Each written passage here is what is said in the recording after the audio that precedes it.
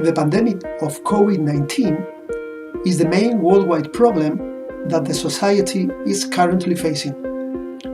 Our group has been working in its modeling since the beginning of the pandemic. SARS-CoV-2 variants and vaccines are now the two new players in this wicked game, the yin and yang of the pandemic. In a recent paper published on January 17, 2021, we studied their impact on the spread of the disease. Let us talk about it.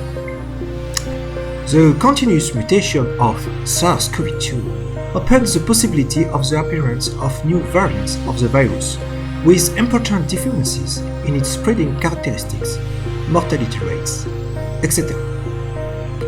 On December 14, 2020, the United Kingdom reported a potentially more contagious coronavirus variant present in that country. On December 18, 2020, the South African government also announced the emergence of a new variant in a scenario similar to that of the UK.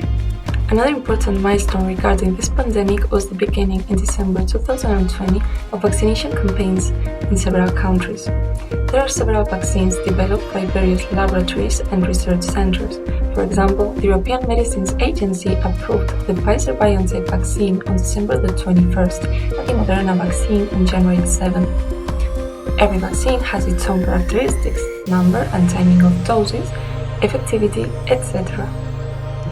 A natural question arises. What could be the impact of these variants and vaccines on the spread of COVID-19? Many models have been proposed so far, but to the best of our knowledge, none of them incorporates the impact of variants and vaccines on the spread of the disease.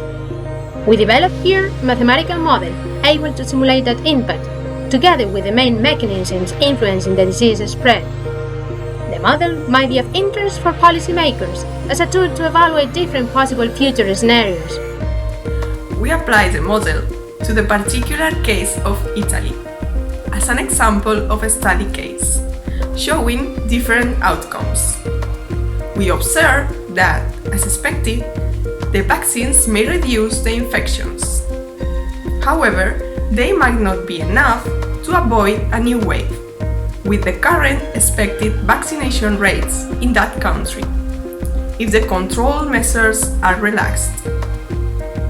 Furthermore, a new, more contagious variant could increase significantly the cases, becoming the most common way of infection.